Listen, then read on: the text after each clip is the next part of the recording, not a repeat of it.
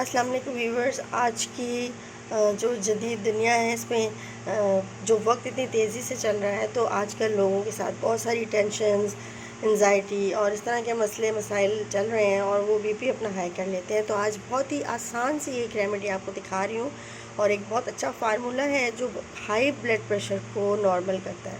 तो मैंने अपने सामने यहाँ थोड़े से 3 जो लहसुन रखा हुआ है, पानी का एक ग्लास है, इसमें थोड़ा सा मैंने ठंडा पानी रखा है और छोटा सा एक लेमन है। तो आपको दिखाते हैं कि इस लहसुन का हमने करना क्या है। इसको अपने तवे पे डाल लेना है और थोड़ा सा इसको सेक लेना है हल्का सा, क्योंकि ये कच्चा जो है वो खाया नहीं जाएगा, इसका टेस्ट बड़ा अजीब सा होता है। तो बस थोड़ा सा आपने इसको इस तरह से तवे पर गरम करना है और साथ ही आपने जो है वो पानी बॉयल होने रखना है इस तरह से।